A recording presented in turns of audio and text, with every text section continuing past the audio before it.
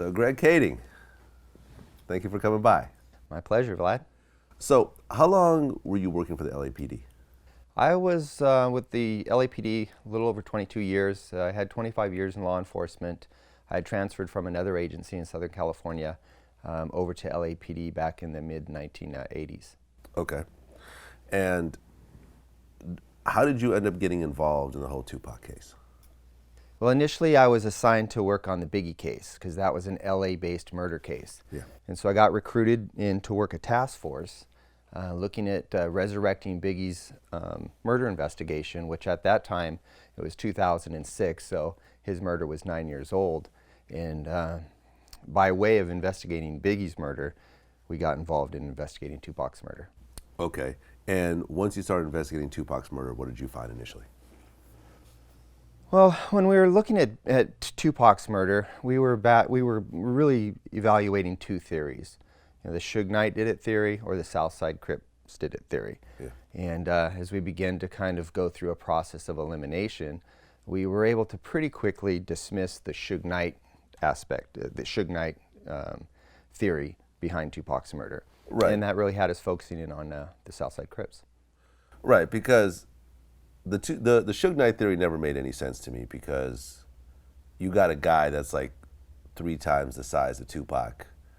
Who in their right mind would try to orchestrate a hit on someone while you're in the car? I guess there was bullets all over the car. Like, this was not like a precision sniper or anything of that sort. Yeah. It made no sense completely. Just on the surface, it's a rather implausible theory. Yeah. So once you started actually looking into the whole Southside Crip thing, what did you find in your initial investigation? Well, certainly we had the MGM tape that shows Tupac Shakur getting into a fight with a Southside Crip named Orlando Anderson. That provided us, at the beginning at least, a motive that these guys might turn around and retaliate. We were able to verify that there were other Southside Crips with Orlando Anderson out in Las Vegas. And then through this process of talking to people and looking at some of the old clues, we saw this very well-established association between the Southside Crips and Bad Boy Records. Okay. So what other Southside Crips were in Las Vegas at the time that the shooting happened? There was a group of them. There was about 10 of them out there. The primary ones that we were interested in were the ones that were in the white Cadillac. As you probably are aware, the witnesses in Tupac's murder all identified that there was this white Cadillac that was the one that drove up alongside Suge and Tupac and started shooting. So we were primarily interested in the occupants of the Cadillac. We were able to identify them as Dwayne Keefe D. Davis, a guy named DeAndre Smith, another guy named Terrence Brown, and lastly Orlando Anderson, which was the one that Tupac had been in a fight with earlier. Okay. And Keefe D was Orlando's uncle? That is correct. Keefe D was Orlando's uncle. Okay. So how did you identify these 4 people in the car? Actually, through the confession of Keefe D himself. He was the one that sat down and provided the information. He identified his nephew as sitting directly behind him. He identified the driver as Terrence Brown, and then the 4th passenger, or the 4th occupant, DeAndre Smith, as sitting in the left rear passenger seat. Okay, so I talked to Robert Ladd and Tim Brennan about some of the stuff that you've talked about. And the one thing that they initially brought up was they had a level of doubt around this whole confession situation, because this was a Las Vegas murder case, but you were LAPD. Correct. There were some jurisdictional issues initially. It was a Las Vegas murder, clearly. But as we began to unravel some of the events leading up to the murder, we found out that there was a solicitation for murder that took place in Los Angeles, which is obviously within our jurisdiction. So if a crime is occurring in LA, that opens the door for us to investigate it wherever it actually happens. Okay. So was there any sort of friction or cooperation with Las Vegas PD? Not really. They were very forthright from the beginning. We were sharing information between the LAPD and Las Vegas PD. They're a little bit, alienated because of their geographical location from the gangs in Compton. And so they relied on intelligence coming from both Compton PD and from Los Angeles PD. Okay. So you met up with Keefe D. Okay. Where was Keefe D at the time? He was in prison? No, Keefe D was living down here in Southern California, out in Riverside County.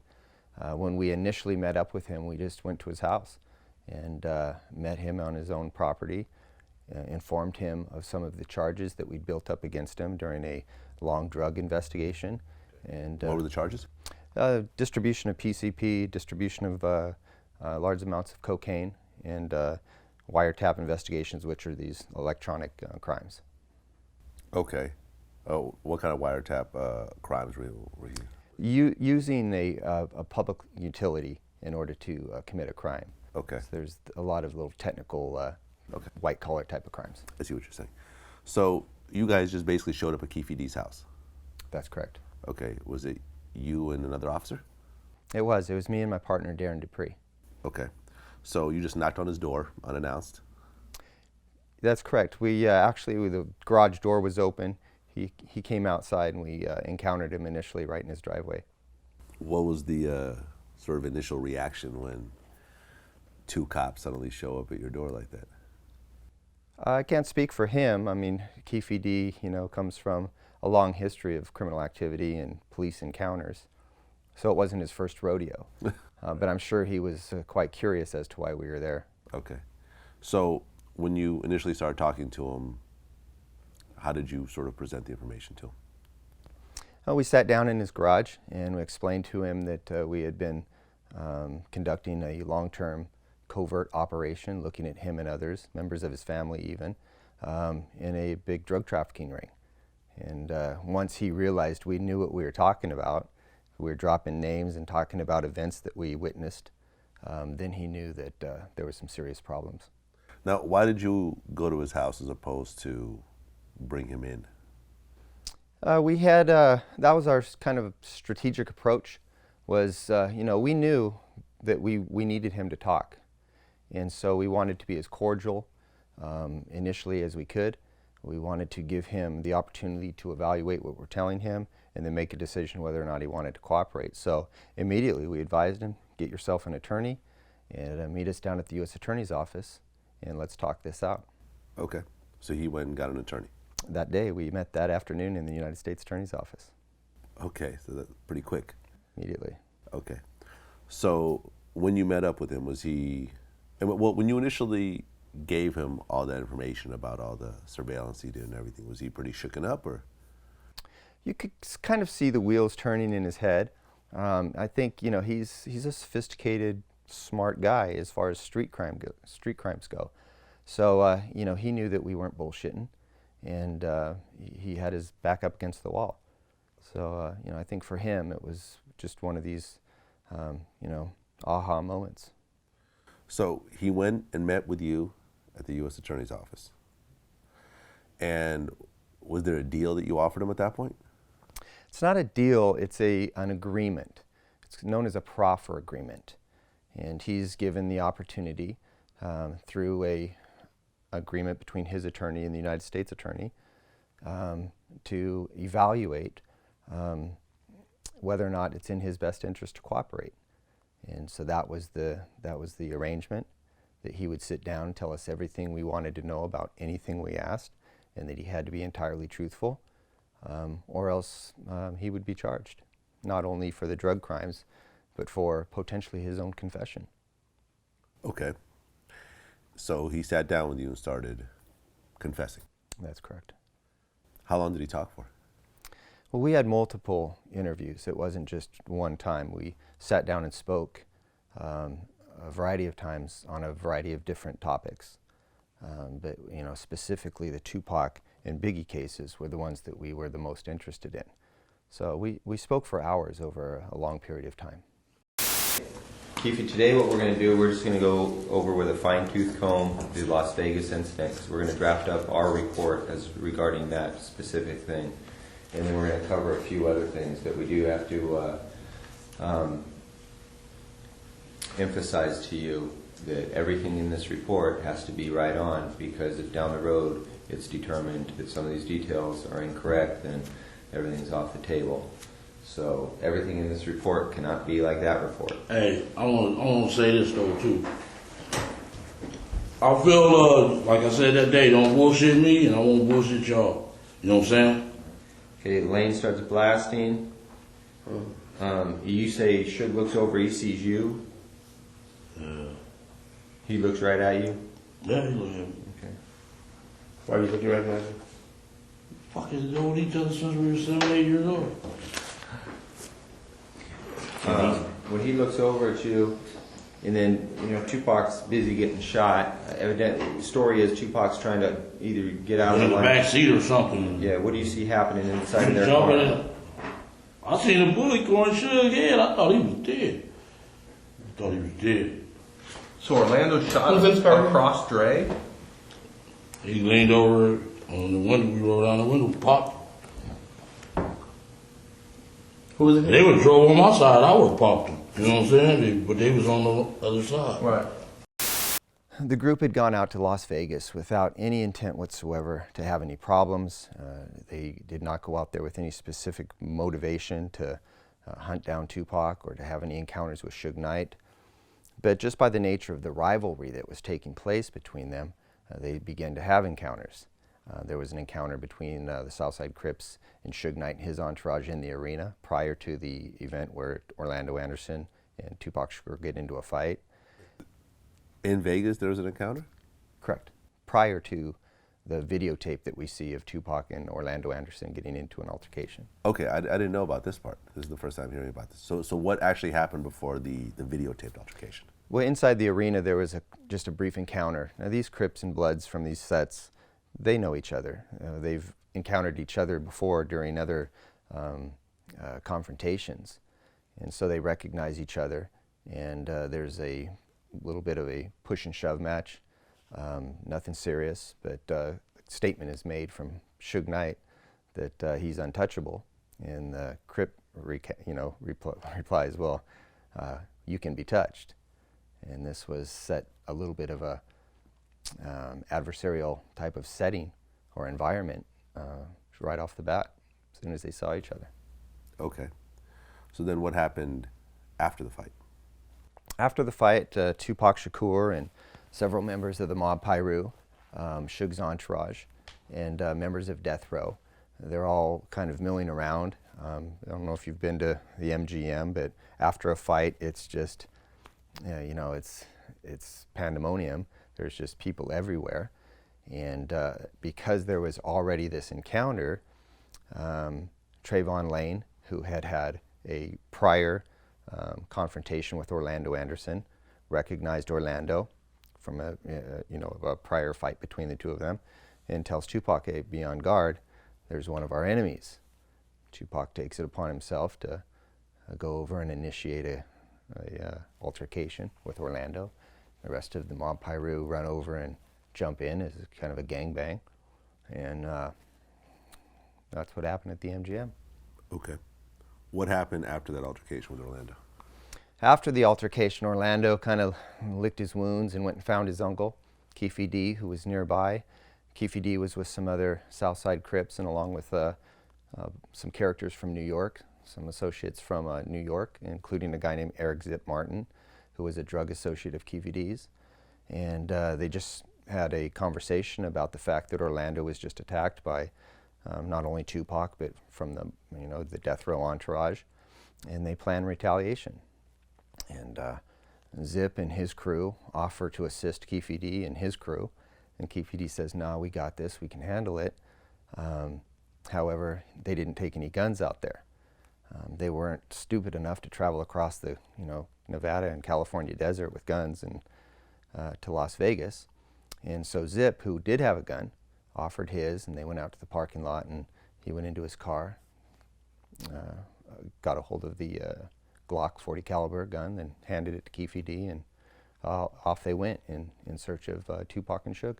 So it was just one gun? Just one gun. Okay. So How did they end up actually running into Suge and Tupac's car? The Southside Crips knew, everybody in Vegas knew that, had any interest, that Tupac Shakur and Mike Tyson and other celebrities were going to be over at Suge Knight's 662 Club. So the Crips went there initially, kind of lied in wait, and once there was an awareness by the mob Pyrus that the Crips were in the vicinity, the Crips thought it best just to kind of pack up their bags and move out. So as they were leaving, they're going down the street, they go to a liquor store, and shortly after departing from that liquor store, they happened to see Tupac and Suge and this entourage of vehicles, or this caravan of vehicles, going down the street in the opposite direction. Okay, so was there any footage, video footage from the liquor store, or was there, was the liquor store owner ever confirmed that they saw them, or? No. Keep in mind, we don't gain this information until we get Keefe D's confession in 2009. Oh. So it's way after the fact that we even become aware that they had gone to a liquor store. Okay, so they turn around, they drive the opposite direction, and then what happens? They're looking into the different vehicles. Orlando Anderson gets the gun from Keefe D, who is in the front seat. He hands it to the back seat. Orlando takes it. And as they pull up along the passenger side of Suge's BMW, Orlando leans out the window and begins firing in the direction of both Tupac and Suge. Okay. And then what happens next? What happens next is, this all happens in almost in a matter of just seconds. The white Cadillac begins to peel away, and it makes a right turn at the intersection. There's some females that are in a convertible Sebring who duck down because they hear the gunfire just over their shoulders and behind them. They also try to make a right turn at that intersection. They almost have a collision with the white Cadillac.